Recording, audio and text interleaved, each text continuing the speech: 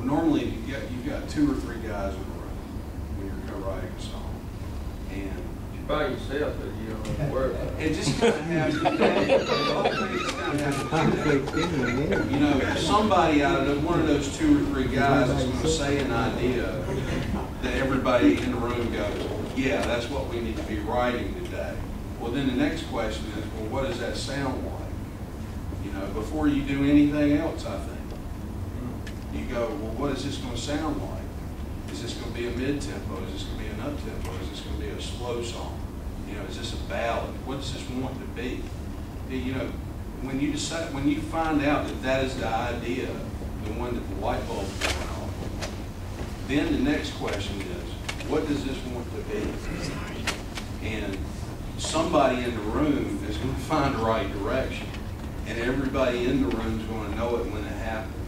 You know, I don't know which guy it's going to be, you know, but that happens all the time, doesn't it? Yeah.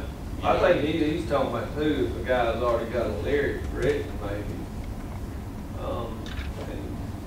That's harder because if somebody's already got the words, well, that, you know, there's a rhyme scheme set in stone for the most part, and I always find that trying to put music to words that are already written is like one of the hardest things to do, and do it properly. You know, the easiest thing to do, and the reason why 99% of the time a professional songwriter is going to prefer it that way, is to start with a great idea. You know, just blank slate. Blank slate. Yesterday. Yeah, a buddy of ours had a great idea for a song. He walks in the room with me and Wynn. He's got, and he always does this, by the way. He always has like half a song already written, lyrically, and he'll even have music. And you know, 90% of the time, you know, I'm not digging on the music, I'm not digging on the lyric, but I love the idea. You know, and he's smart enough, and he's also egoless enough to go, yes, please do your thing with my idea, and I think he's so cool for being that way. And he walked in the room the other day with us and had a great idea, and Wynn and I both went, well, not digging the verse, not digging the music, not digging half of the chorus you got written, but this little nugget you've got at the end of the chorus going into the hook is incredible. And that wound up being, we wound up axing the other half of his chorus and just keeping lyrically the back half of it. And we put whole new music to it, and we wrote different verses. But you named it the same idea. Yeah, it was his idea, yes. He just allowed us to work on it. Massage. Yeah. I think that, you know, they've hit upon, you guys have hit upon something that is so very important, and I want to elaborate on just a second, because if you've got any dream of doing this, first of all, I want to say, and if you see me before at these seminars, you're going to hear me say the same thing, because it doesn't change. It doesn't change. The fact is, there's any of you can write a song. Anybody can write a song. If you can hum, if you can go, and you can rhyme 2 words, you can write a song. The question is, can you write, or do you want to write a commercial song? That's the difference. Can you write a song that somebody will pay for, somebody that's not a relative, that will make money for a bunch of people, will make money for publishers, will make money for you, will make money for an artist, that will demand to be heard. So and when we get to critiquing songs, you have to keep that in mind. When we critique a song, you have to have that humility that Jason was talking about and Wynn was talking about. You have to have that ability to say, you know what, I don't know everything. When I go into a co-writing session, I have to have humility. I can't go in there and say, this is the idea, this is the way it's got to go, this is the melody, it's got to be like this. And if it's not my way, that's not co-writing. Yeah, and I hate that when that happens. Co-writing is being a chameleon. Yeah. I mean, you need to write this. I mean, down. when you step on the ship Matthews, it's all about best idea wins. I don't care if I came up with it, or you came up with it, or this other guy came up with it. It's not It's all about about keeping recognizing what the right thing is. There is no And sport. knowing what your strengths and weaknesses are.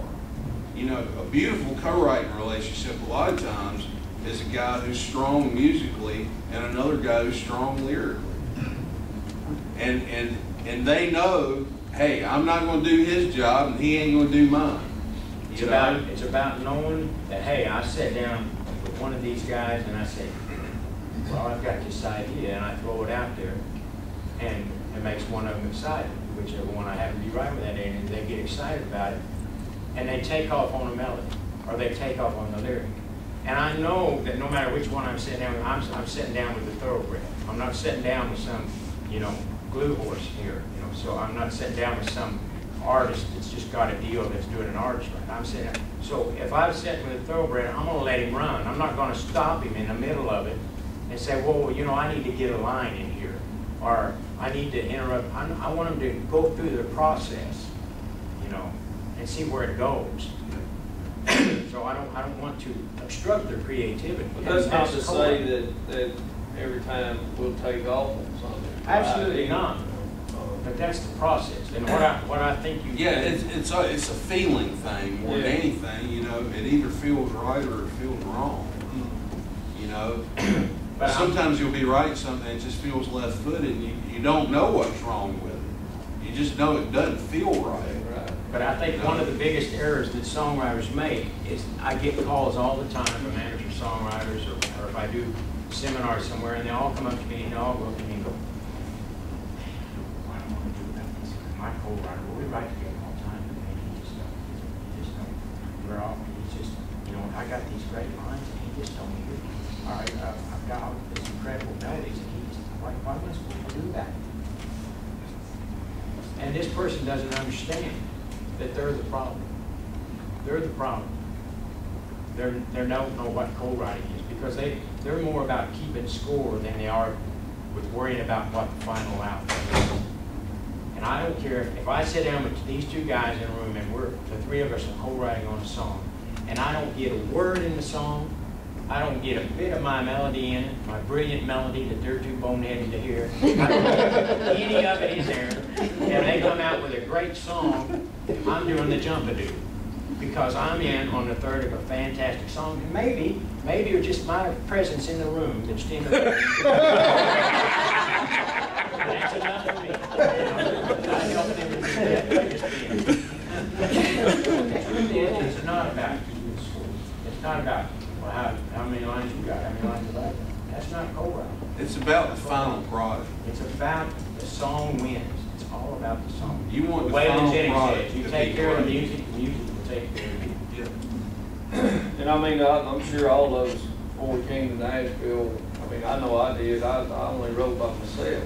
And for the first time I co-wrote a song, I was mad as hell. If I had a song and this guy I was writing with, he changed it. It made it a lot different. It wasn't what I come up with. Well, why am I co-writing if I don't want to do that? It took a little while to get used to that. And, that's why you try to write with somebody who you respect what they do.